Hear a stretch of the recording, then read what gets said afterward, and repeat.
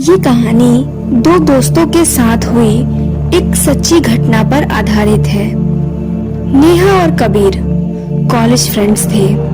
College खत्म होते ही उन्होंने जॉब करने का सोचा। इंटरनेट पर उन्होंने कई सारी जॉबें देखी, लेकिन उन्हें कोई भी जॉब पसंद नहीं आ रही थी।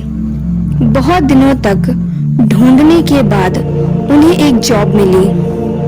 उस जॉब में दी हुई जगह जाकर रिसर्च करने को कहा गया था, तो उन्होंने जाने का तय किया। पहले ही दिन उन्हें एक विला जाकर रिसर्च करने को कहा गया। वो विला शहर से दूर एक पुरानी विला थी, जिसे लोग श्रापित कहते थे। कहा जाता था कि वहां रात को जो भी जाता था वो कभी भी लौट कर वापस नहीं आता था। और ये भी लोग कहते थे वहां जो भी जाता था अगले दिन वहां की एक फोटो में कैद हो जाता था। नेहा और कबीर ने ये तय किया कि वो दोनों विला में जाएंगे और पता लगा कर आएंगे कि क्या लोग जो बातें कहते हैं वो सच भी है या झूठ है। 2 घंटे का ट्रैवल करने के बाद नेहा और कबीर उस महल के पास पहुंच जाते हैं। बाहर से देखने पर वो विला बहुत पुराना और खंडर सा लग रहा था। विला के आसपास बहुत सारे पेड़ और घास उग आई थी। रात के अंधेरे में वो विला एक भूत महल की तरह लग रहा था। वो दोनों हिम्मत करते हुए अंदर गए। अंदर जाते ही उन्होंने देखा कि पूरे महल में सिर्फ एक ही लाइट जल रही है।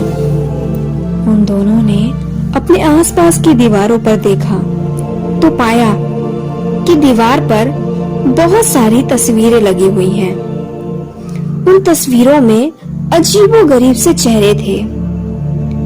थोड़ी देर बाद उन्हें ऐसा लगा कि जैसे उस तस्वीर में के सभी लोग उन दोनों को घूर रहे हैं। तभी उन्हें ऊपर के कमरे से किसी बच्ची की रोने की आवाज आने लगी। कबीर और नेहा बहुत ज्यादा डर गए, फिर भी हिम्मत करते